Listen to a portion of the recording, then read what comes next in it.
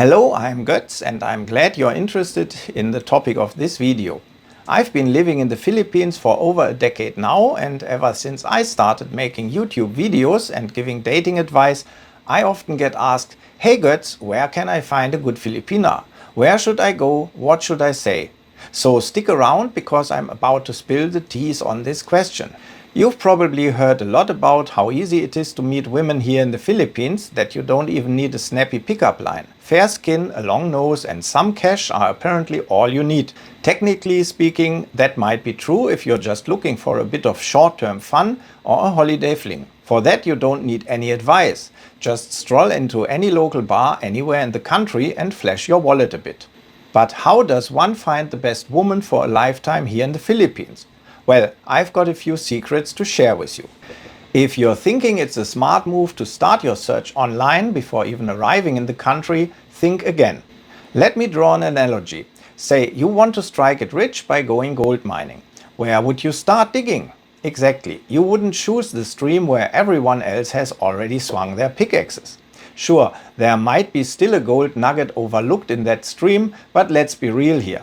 Most of the gold that glitters has been thrown back because it's just fool's gold. In other words, the women on those platforms have often been around the block. Some Filipinas on these online platforms have become pretty savvy, even turning into full-blown pros. What was once the original goal of finding a lifetime partner has either morphed into a take what you can get mentality or has become a for 500 pesos I'll show you pictures of my melons situation. The online competition is cutthroat and deception is the order of the day. So go ahead, spend your money online and then kick yourself because you can't afford a flight ticket anymore. Haha. I would call that natural selection if you ask me. But if you're serious about this, save your money. My advice is to venture further into the unknown than the other gold diggers. And by that I mean you should actually come here to the Philippines in person. For those of you who've never been here before, let me give you the lowdown on what to expect in the dating scene. Imagine a clearance sale, only you're the item on the bargain table, the only one at that. And outside the shop door is a throng of young, beautiful Filipinas. Your plane is touching down. 5 minutes till the store opens. It's going to feel like the world has turned upside down. Even guys who consider themselves unattractive will tell you it's like they've become the top model in the nightclub. Attractive women will be vying for your attention, not just one or two, but dozens. Would you say you're a 4 on the attractiveness scale of 1 to 10 back in your home country? Add 5 points to that and you'll know your market value here in the Philippines.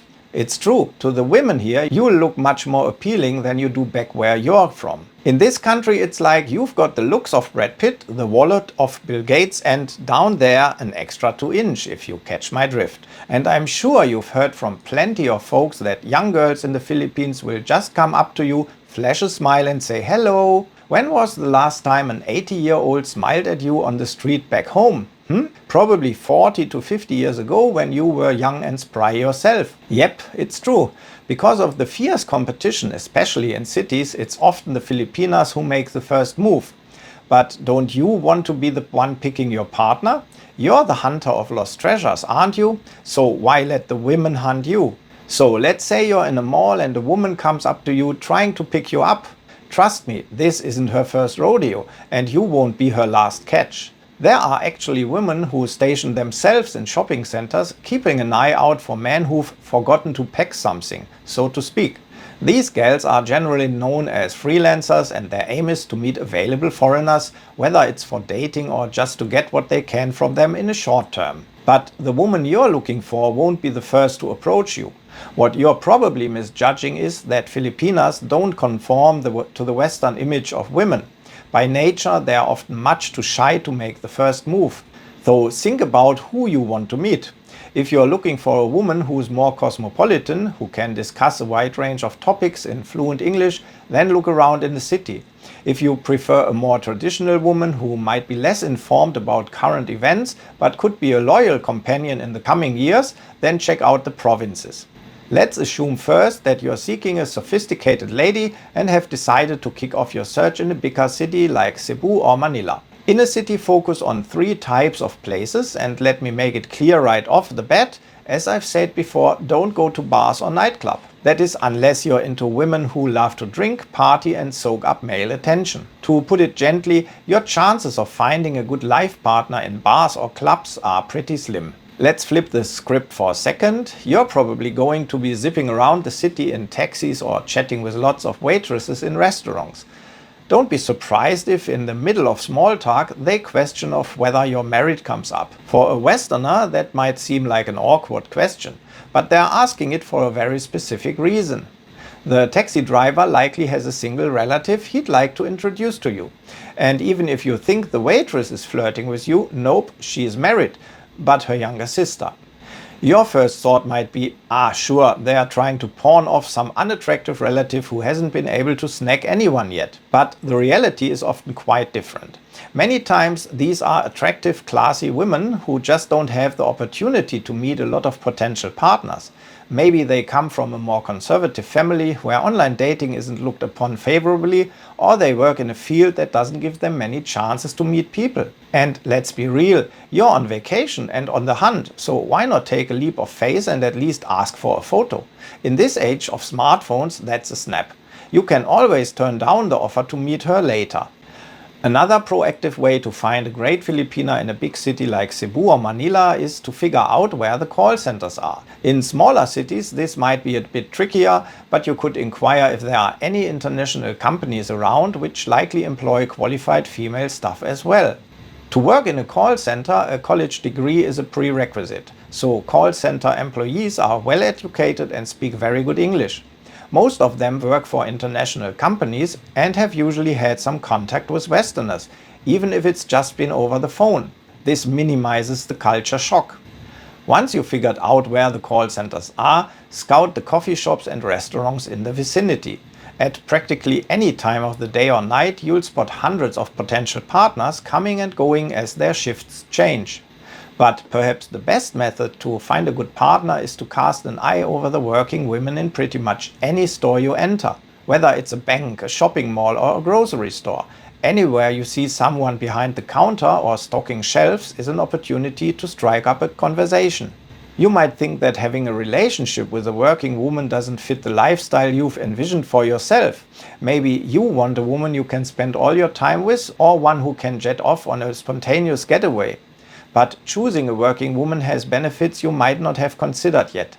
First off, it shows she can take responsibility. That's not something everyone can do. Finding a Filipina who is truly hardworking will pay off in various ways down the line. Secondly, it indicates she's educated and probably even has a college degree. You see, the job market in the malls, even for roles like salesperson or cashier, has gotten fiercely competitive, especially in the cities. But perhaps the biggest perk of dating a working woman is the fact that every employee in the Philippines goes through thorough vetting. I'm not just talking about a full-body X-ray either. A police clearance certificate is often requested during the application process. And for jobs with high levels of responsibility, almost all employers run comprehensive background checks via specialized agencies. They scrutinize the applicant's personal, educational, financial and criminal history. So what's left to worry about when you're out on a date?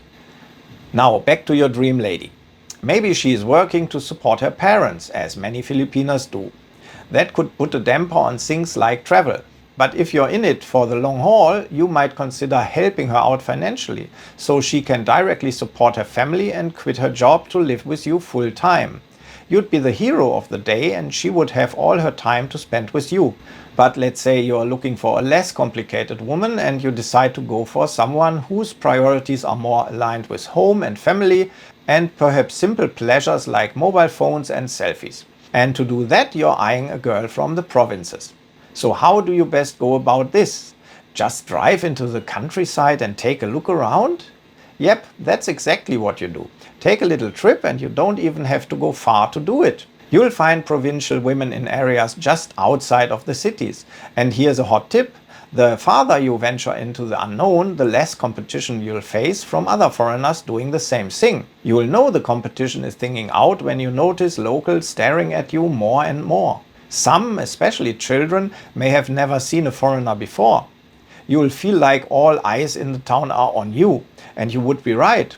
You're an alien in their midst, but don't let that put you off. Just stop by various stores, shops and street stalls along the way. Smile and say hello to the locals and see if anyone catches your eye. But keep in mind that girls from the provinces are usually quite conservative. I've touched on this in other videos already, so don't expect a quick date. Filipino women want to be courted in the classic gentlemanly way. They ask for time to get to know you, just like in the good old days when you were younger. So dig deep into your memory banks. Your old school dance class moves could really score you some points here.